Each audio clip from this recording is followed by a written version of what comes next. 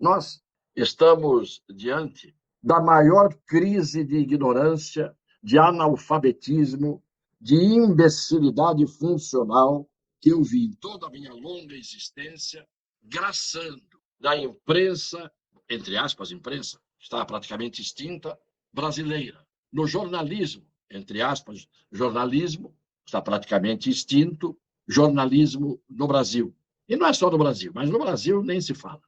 Houve uma geração que se formou no ensino médio não há muito tempo e que, provadamente, por dados oficiais, saía do ensino médio, até sai do ensino médio, não sabendo interpretar texto, isto é, lê e não entende o que lê.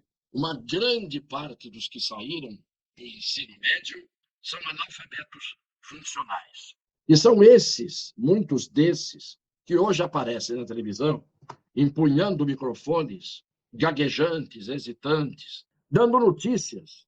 E uma porção de pessoas desavisadas, que não tem obrigação de prestar atenção a fundo, ouve e fica com a primeira informação rasa, rasteira, que não é informação, é a tal desinformação.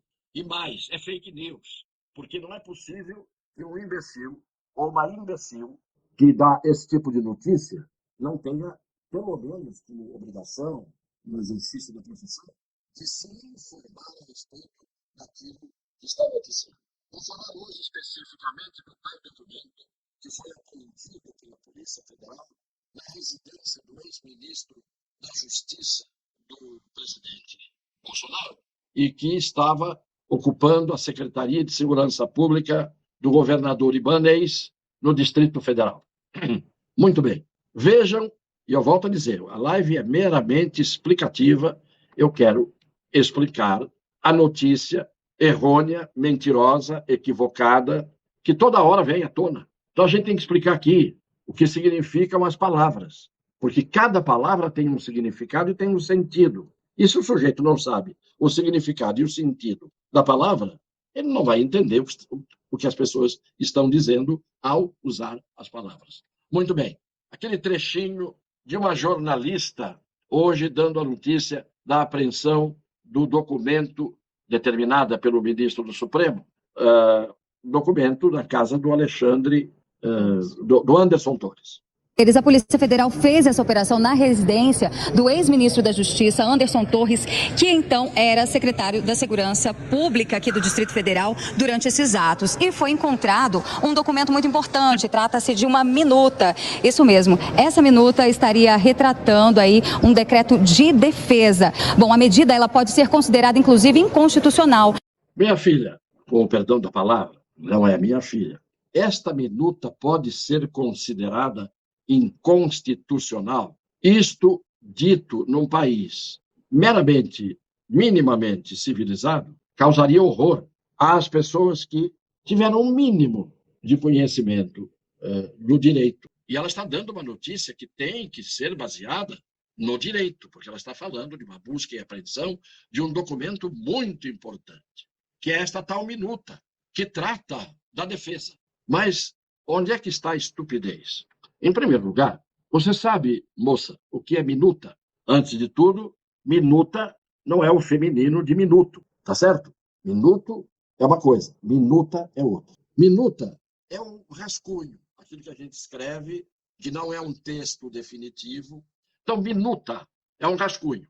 Bom, pode ser inconstitucional, mas como que pode ser inconstitucional um rascunho que foi escrito na vigência do governo que terminou em 1º de janeiro, que não existiu, portanto, a não ser naquele papel de rascunho que estava lá na gaveta do ministro. Então, isso não pode ser inconstitucional, primeiro, que não existiu. Para que algo valha do ponto de vista do direito, um documento, uma lei, principalmente uma lei, tem que ter existência, validade e eficácia. Tem muito jurista que anda por aí ditando regra e que não sabe disso.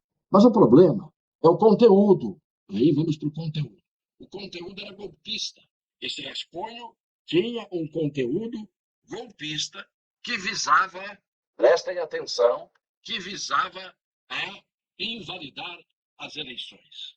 Meu Deus do céu. Nós não vivemos num Estado democrático de direito, é o que diz a Constituição no artigo 1º. Mas, de qualquer forma, o Estado democrático de direito ele pode ser momentaneamente suspenso. Como? Pela vontade de qualquer ditador de plantão? De qualquer aplicador da lei ou desaplicador da lei? Não. Ele pode ser suspenso, o Estado democrático de direito, pelo estado de exceção. Estado de exceção é ditadura? Não. Precisa dizer para essa meninada toda, que vem dar notícias e não sabe do que está falando, está previsto na Constituição o estado de exceção. A própria Constituição prevê. Sabe em que capítulo? Está aqui, ó, a Constituição. No capítulo que trata da defesa do Estado e das instituições democráticas. Capítulo 1, do Estado de defesa e do Estado de sítio. Portanto, o estado de exceção, como muita gente diz aí, não é a ditadura. Você pode não ter estado de exceção e ter ditadura. Basta que se atropele a Constituição, que não se cumpram as leis e que cada um decida de acordo com a sua, digamos, cabeça. Ora, no momento em que você vê previsto na própria Constituição um capítulo que trata da defesa do Estado e das instituições democráticas, quais são os instrumentos para isso? O Estado de defesa e o Estado de sítio.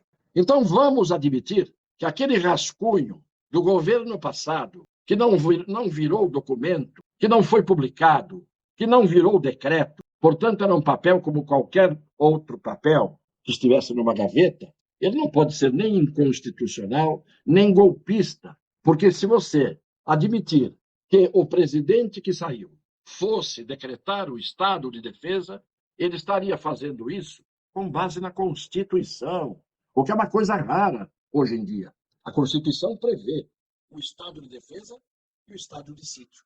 Portanto, se fosse aquela minuta transformada no texto definitivo, assinado pelo presidente, e esse documento fosse publicado, você poderia ter, aí sim, consumado um decreto com base na Constituição. Portanto, não é golpe. Golpe é não cumprir a Constituição. Cumprir a Constituição não é golpe. Muito bem. Agora vamos ao que significa o Estado de defesa. Artigo, podem guardar, se quiserem consultar depois, checar tudo que eu estou dizendo.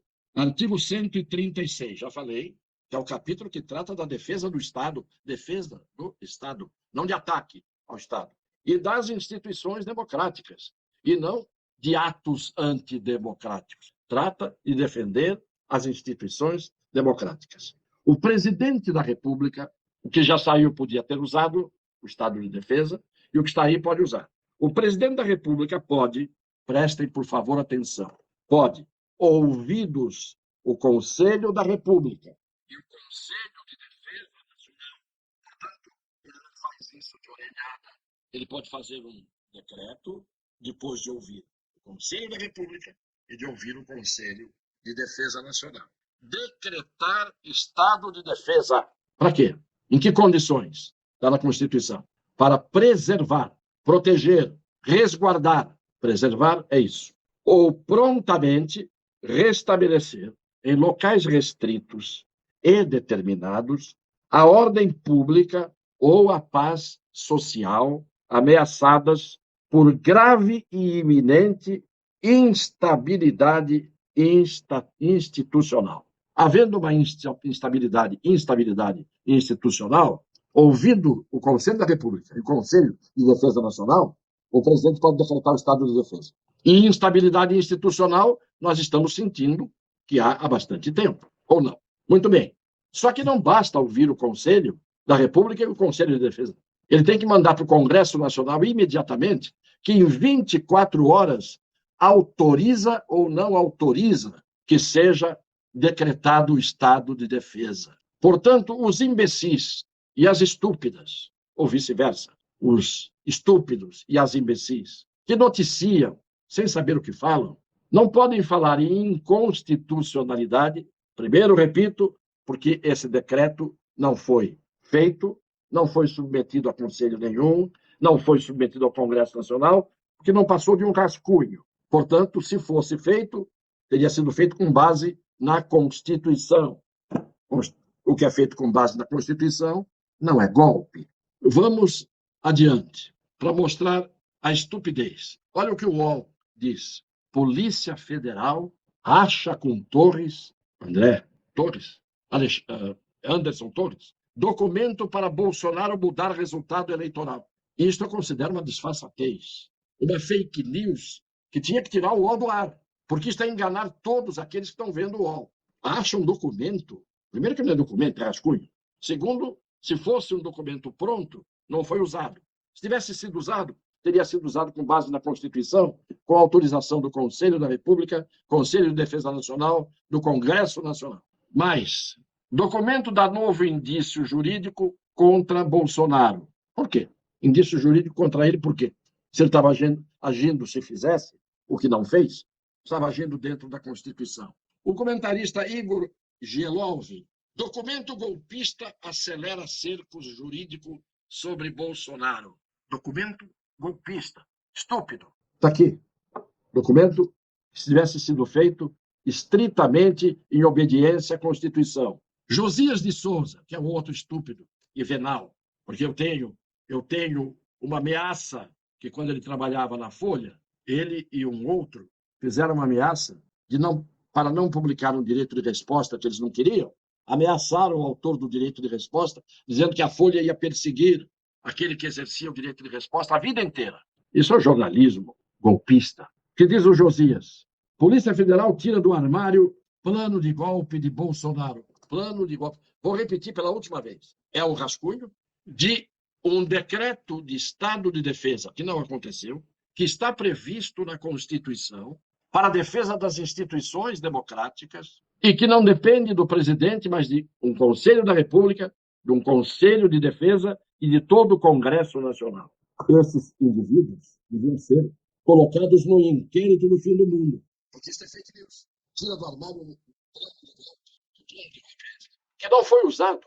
Então é o contrário. Se isso fosse para dar golpe, não foi sequer usado. Portanto, não se tentou sequer dar o golpe, que não seria golpe, porque era absolutamente, repito, constitucional. Então, nós precisamos acabar com fake news, desacreditando os que as fazem. Nada contra quem não conhece o direito. Tudo contra quem, não conhecendo, se mete a falar sobre o que não sabe. Tem muito jornalista fazendo fake news e, neste ponto, temos que estar todos do mesmo lado. Fake news não é admissível. Quem não tem argumento, quem não tem o que dizer, quem não tem a capacidade de crítica, quem não tem a capacidade de análise, quem tem má fé, mente. Bem, esclarecido o problema do documento apreendido hoje, agora as pessoas já sabem a verdade.